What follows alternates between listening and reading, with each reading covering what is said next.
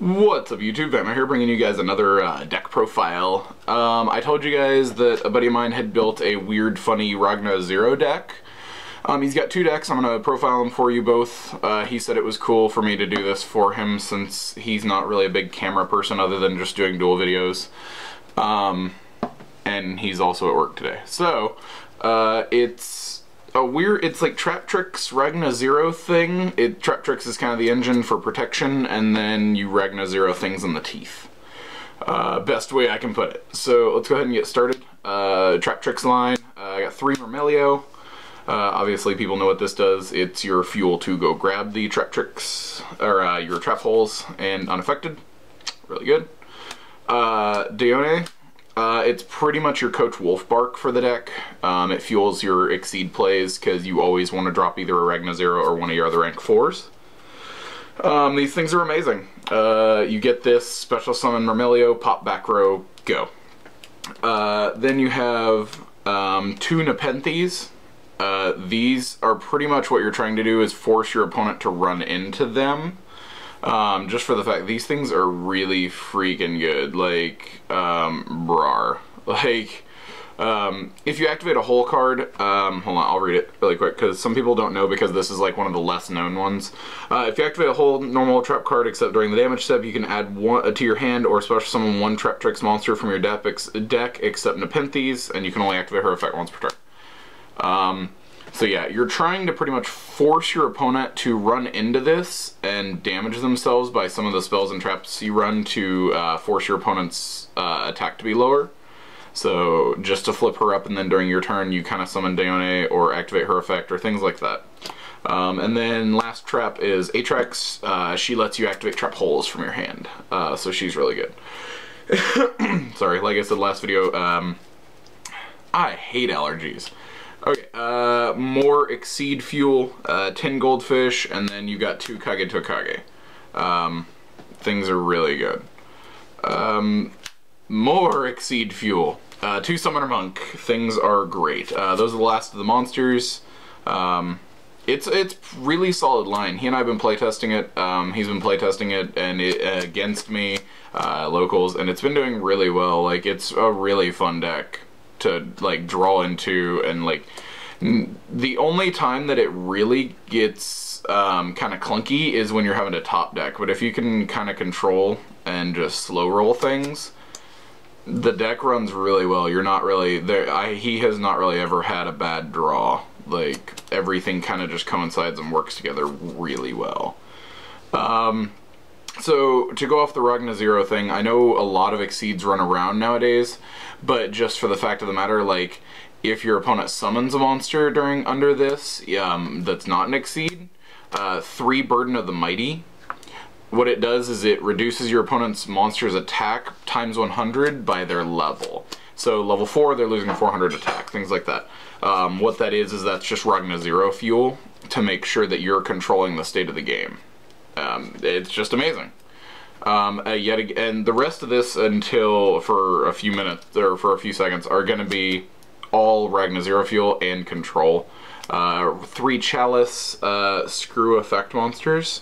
Not only are you shutting down their effects, but you're increasing their attack. So at the same time, RagnaTrix is just going to pop their monster and you're going to draw. 2 Forbidden Lance. For 1, you can protect your monsters with it. 2, if you really want to, you can target one of your opponent's monsters and RagnaTrix them. 2 Shrink. Again, RagnaTrix and controlling the state for, like, if your opponent tries to attack, or like if you attack and want to get over it. Then 1 Dark Hole, 1 MST. This is where this gets really funny. Because you are playing RagnaTrix and other rank 4s, we are playing rank ups just for the fact that it's fun. 2 Limited Barion's Force. What this does for people that do not know, because it's a less looked at one of the rank ups, is you can target 1. I'll read it. Target 1 rank 4. Target 1 rank 4 Exceed monster you control. Special summon from your extra deck 1 number C monster that is 1 rank higher than the monster you control using it as an Exceed material.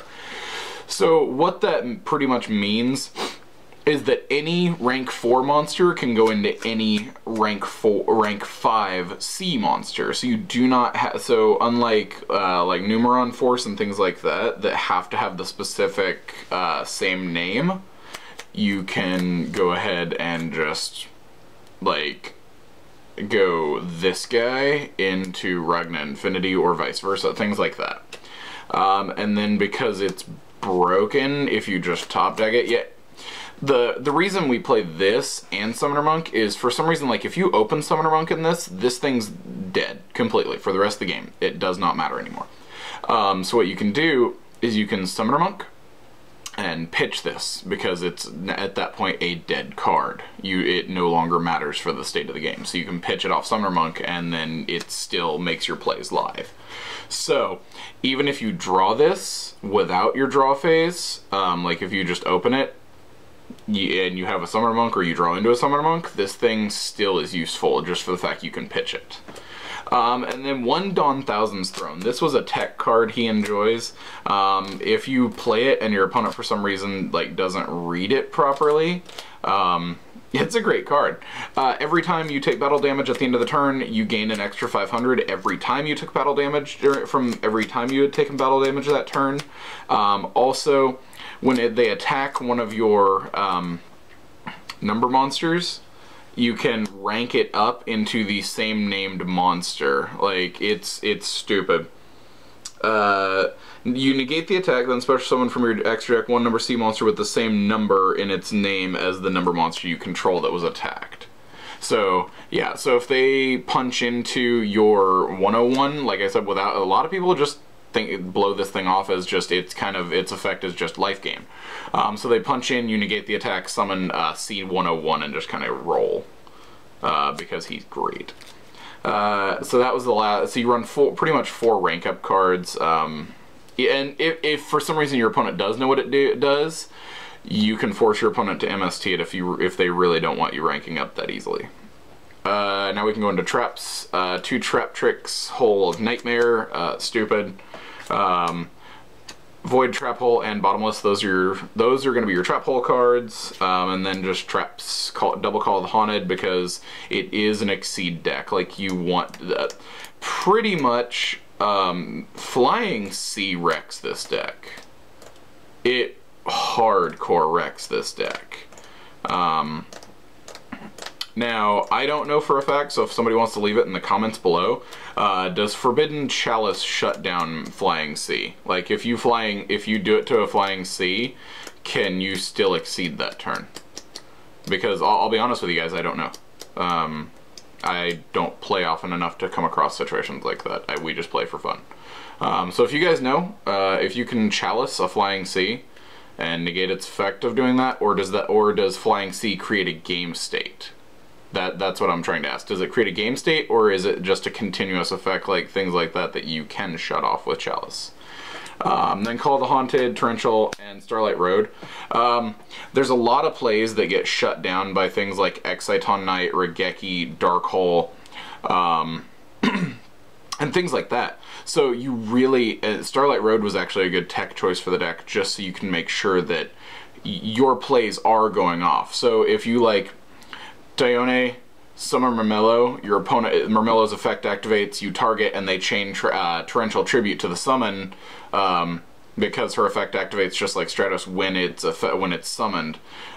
They can chain off and just Torrential your board. Well, at that point, you can Starlight Road, keep your monsters, and summon a Stardust Dragon, so you gain an extra monster and an Exceed for the turn. So, Starlight Road's been a really good choice. I Raigeki'd his board last night of double. He had 1 back row, so my brain went, the odds of him having Starlight Road are ridiculous. He had double Ragna 0, 1 back row, and Burden of the Mighty, and I Raigeki'd, and apparently that was a really bad decision, because he, for the one time, had the Starlight Road, and it made me really sad. So it hurt. So yeah, it's a really good tech choice just for the fact that it can make sure that your plays stay live. Let's go ahead and get into the extra board. We play the number 101 and then 1 C101. This thing is disgusting. I'm not gonna lie to you guys. This thing is utterly, utterly disgusting. 101 takes the fact of you have to detach 2. At any point, he can just look at your opponent's monster and take it as an exceed material. And then if your opponent kills it, since these two hit the yard at the same time, he does get his effect to resummon himself and you gain 2,800. So yeah, no, he's a disgusting monster. Like, I hate that card so much. 2 Ragna 0, 1 Ragna Infinity.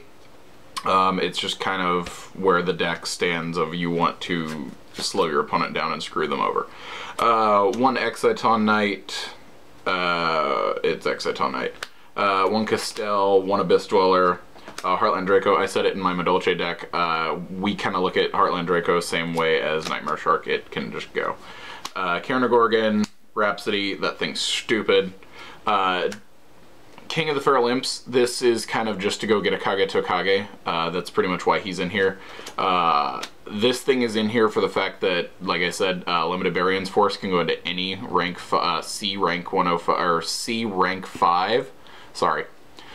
So you can just take any one of these rank 4s that are up here other than that thing and that thing, since they're the same thing, and just slap this 4,000 beater on the table and just laugh. Then Stardust Dragon for Starlight Road, and forgive the proxy, just for the fact that we have not gotten it in America yet, but we know that it's going to be coming to us eventually. At least we hope it is, because it's a Jump promo, like a manga promo for them, so normally we get their manga promos too. It's the Full Armored Crystal Lancer is the last spot for here. It's really good.